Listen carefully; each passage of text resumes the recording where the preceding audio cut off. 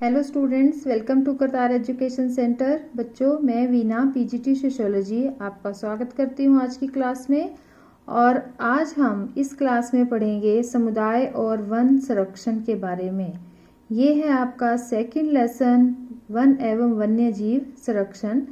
और इस लेसन के का ये लास्ट क्वेश्चन है। पिछले हम 13th क्वेश्चन है, ये हम 12 क्वेश्चन पहले पिछली वीडियो में कर चुके हैं।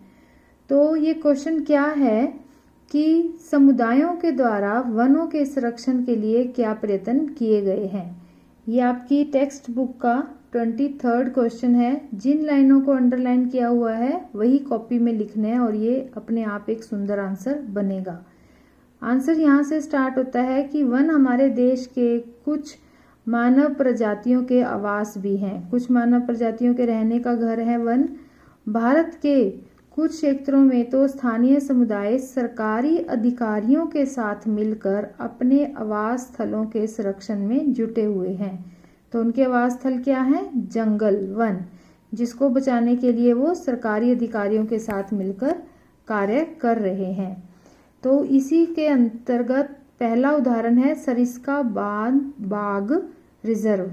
ये टाइगर प्रोजेक्ट है। सरिस्का कहाँ है? राजस्थान के अंदर।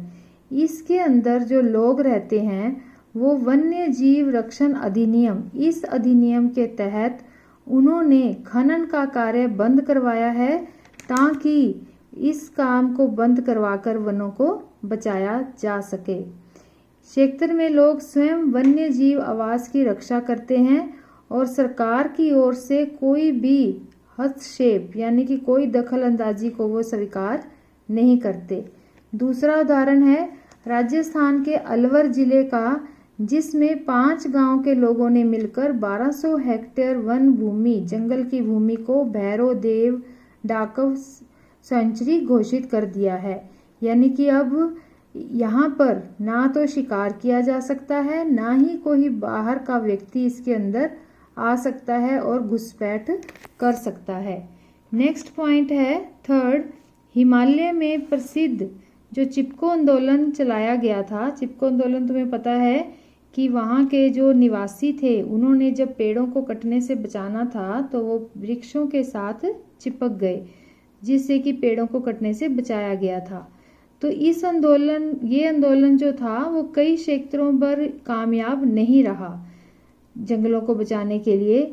फिर भी वहाँ के लोगों ने क्या किया? जंगलों को बचाने के लिए स्थानीय पौधे, जो वहाँ के लोकल प्लांट्स होते हैं, पौधे होते हैं, उनकी जातियों को प्रयोग कर उन्होंने वन उगाए, वनीकरण अभियान चलाया, जंगलों को घना किया उन्होंने और अपने जंगलों को इस तरह से बचाया। नेक्स्ट है पारंपरिक संरक्षण तरीके, यानी कि पुराने समय से चले आ रहे तरीकों को अपनाकर उन्होंने कृषि के नए तरीकों का विकास किया। बीज बचाओ आंदोलन चलाया, नवदायन, ये सारे आंदोलन क्या थे? किससे संबंधित थे? इस आंदोलन के थ्रू उन्होंने क्या किया इनके द्वारा कि रासायनिक उर्वरकों का प्रयोग ना करके, कोई भी केमिकल जो होते हैं फर्टिलाइजर, उनको उपयोग ना करके विभिन्न प्रकार की फसलों का उत्पादन किया। नेक्स्ट है 5th पॉइंट, संयुक्त वन प्रबंधन कार्यक्रम।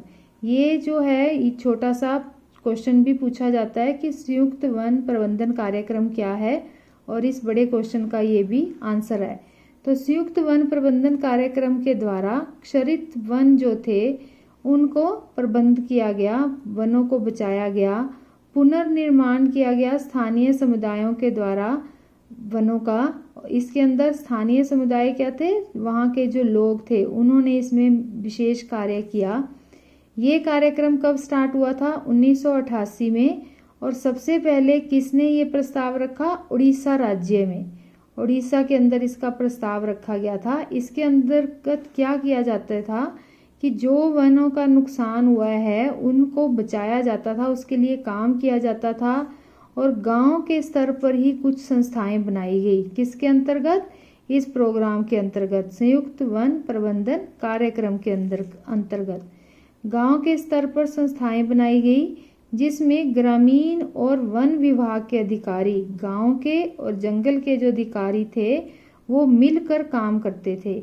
इसके बदले में वो समुदाय के लोगों को कुछ गैर इमारती लकड़ी देते थे और कुछ जो लकड़ी अच्छी होती थी, बचती थी, सफल संरक्षण करने के बाद, बचाने के बाद इमारती लकड़ी भी उन समुदाय के लोगों को दे दी जाती थी।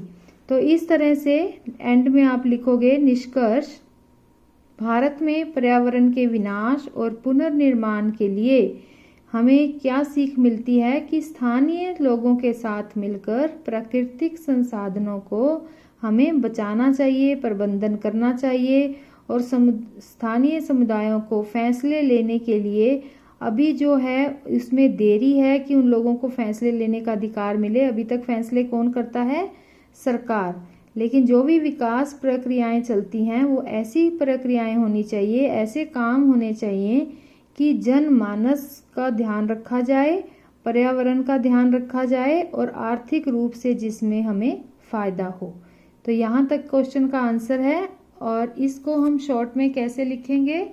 इस तरह से पहले हम इसकी हेडिंग देते हैं, उसके बाद पहला सरिस्का बांध रिजर्व के बारे में डिस्कस करेंगे, दूसरा अलवर राज्य के बारे में उन्होंने क्या क्या काम किए, तीसरा हिमाचल का जो चिपको आंदोलन थोड़ा सा कामयाब नहीं रहा तो उन्होंने स्थानीय पौधों की मदद से अभियान चलाया, फिर उन्होंने पारंपरिक संरक्षण तरीके से कृषि के नए तरीके बनाए, बीज बचाओ आंदोलन, नवदायन आंदोलन चलाया और केमिकल को ख़त्म किया, उनको प्रयोग करना बंद किया।